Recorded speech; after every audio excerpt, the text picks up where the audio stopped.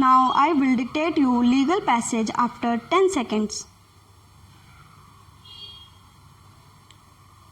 5 seconds. Start.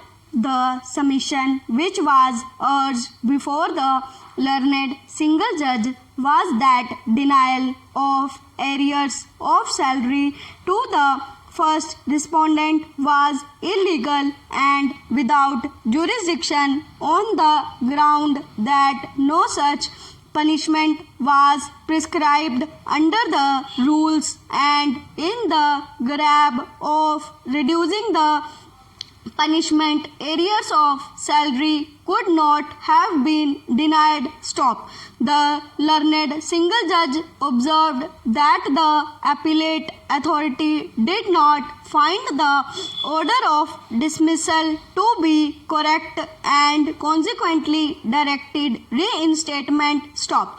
According to the learned single judge, the denial of back wages was a punishment imposed by the appellate authority, and since the rules do not provide for imposition of such a punishment, the order was contrary to the statutory rules and hence a nullity. Stop.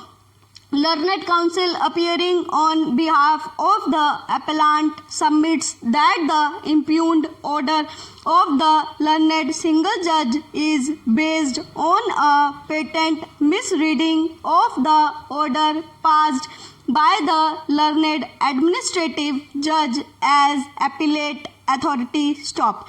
It has been urged that denial of back wages in the present case was not imposed by the learned single judge as a punishment. Stop.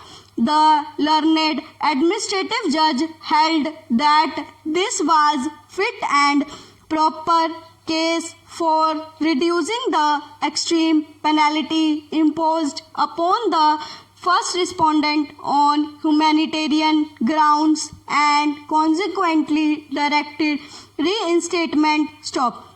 However, back wages were denied not by way of punishment but for the reason that while ordering reinstatement, an order has necessarily to be passed in terms of the financial handbook in regard to the pay and allowances payable to a government servant for the period of his absence from duty, including the period of suspension preceding his dismissal. Stop. On the other hand, it is urged on behalf of the first respondent that if the order of the administrative judge is properly construed, it would appear that the appellate authority had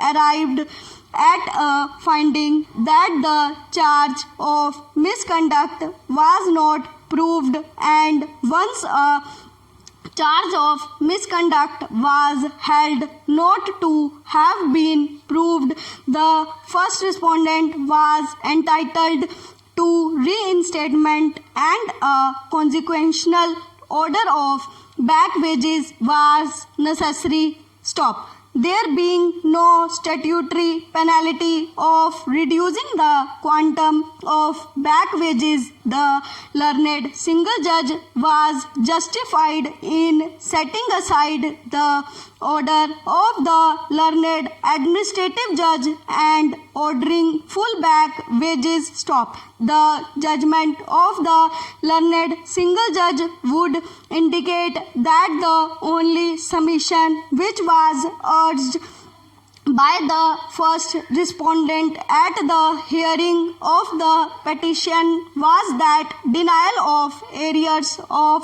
salary to the first respondent was without jurisdiction, since no such punishment is prescribed under the rules, and in the grab of reducing the punishment, arrears of salary could not have been denied. Stop. This is the only ground which weighed with the learned single judge, because the impugned judgment proceeds to hold that the denial of back wages is not one of the prescribed penalties and hence cannot be imposed by way of a punishment. Stop. There is a fundamental fallacy in the submission which was urged before the learned single judge and which found acceptance